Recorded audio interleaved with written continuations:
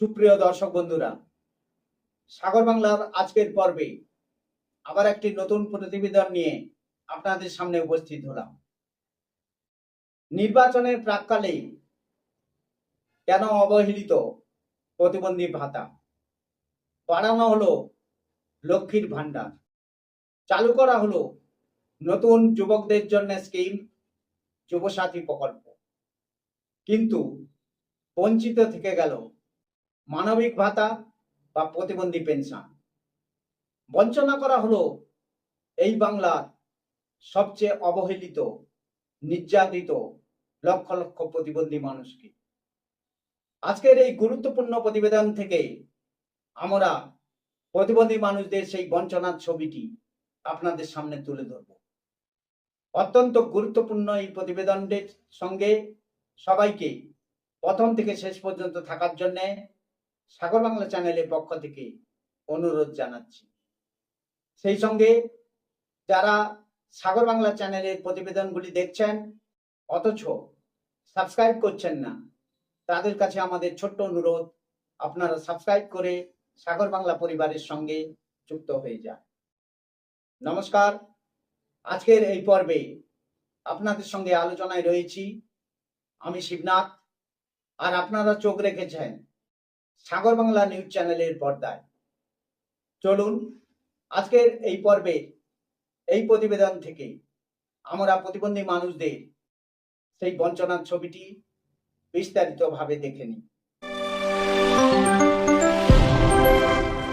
সুপ্রিয় দর্শক বন্ধুরা, নির্বাচনের প্রাক্কালে পশ্চিমবঙ্গ সরকার বিভিন্ন সামাজিক প্রকল্পে আর্থিক সহায়তা বাড়ানো এবং নতুন প্রকল্প চালু করার কথা ঘোষণা করেছে। 2026-27 এই অর্থবর্ষে অন্তর্বর্তী বাজেটে সামাজিক সুরক্ষা খাতে ব্যয় বৃদ্ধির উপর বিশেষ জোর দেওয়া হয়েছে।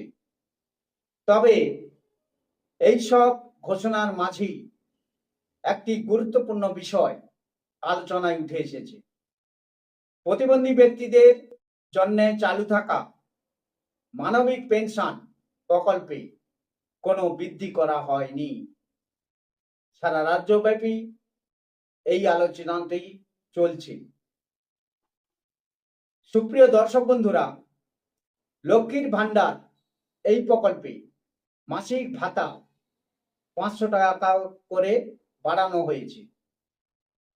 রাজ্য সরকারের 2025-26-27 রাজ্য সরকারের 2026-27 অর্থবর্ষের বাজেট অনুযায়ী এই প্রকল্পে উপভোক্তার সংখ্যা হচ্ছে 2,21,00,000। এই হিসেব অনুযায়ী প্রতি মহিলার জন্য প্রত্যেক মাসে অতিরিক্ত 500 টাকা করে সরকার ব্যয় করবে। ফলে প্রত্যেক মহিলার জন্য অতিরিক্ত সরকারকে ব্যয় করতে হবে বছরে 6,000 টাকা। মোট অতিরিক্ত বার্ষিক ব্যয় দাঁড়াচ্ছে সেক্ষেত্রে সরকারের কত? প্রায় 13,260 কোটি টাকা।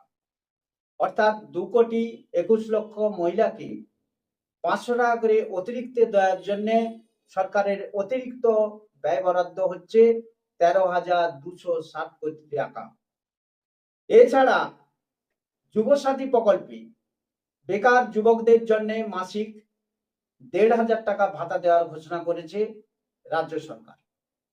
বিভিন্ন নিউজ সোর্স থেকে আমরা জানতে পারছি এখন পর্যন্ত প্রায় 75 লক্ষ অ্যাপ্লিকেশন জমা পড়েছে।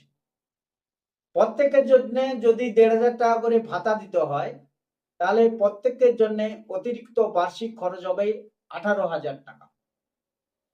এই হিসেব অনুযায়ী এই প্রকল্পের জন্য মোট বার্ষিক ব্যয় দাঁড়াবে কত না? প্রায় 13,500 কোটি টাকা।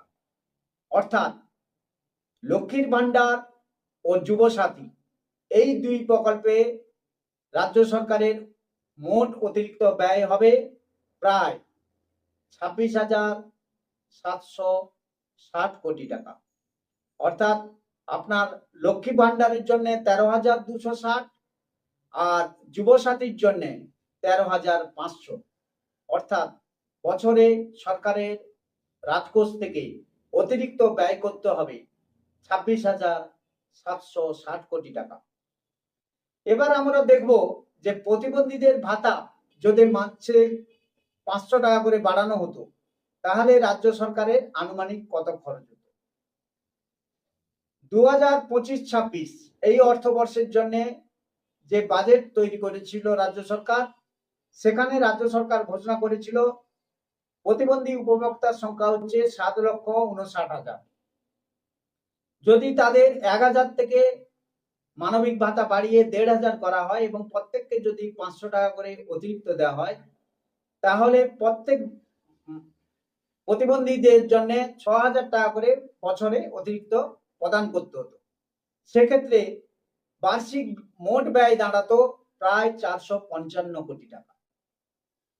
প্রতিবন্ধী খাতে এই অতিরিক্ত 455 কোটি টাকা লক্ষ্মীর ভান্ডার ও যুবসাথী দুই প্রকল্পের অতিরিক্ত 26,760 কোটি টাকার মাত্র 1.7%।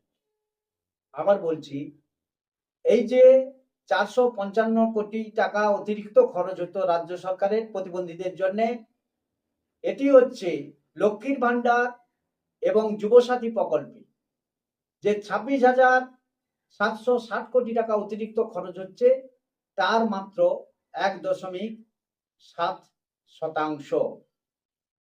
সুতরাং এই তুলনা থেকে আমরা এটা নির্দ্বিধায় বলতে পারি এবং এটা সুস্পষ্ট যে সরকার প্রতিবন্ধীদের জন্য ভাতা বাড়াতে কিন্তু সক্ষম, কিন্তু প্রয়োজনীয় মনোযোগ না দেওয়া এবং প্রতিবন্ধী ভাতাকে অগ্রাধিকার না দেওয়ার কারণে এখনো এটি বাস্তবায়িত হয়নি বলে আমরা মনে করছি।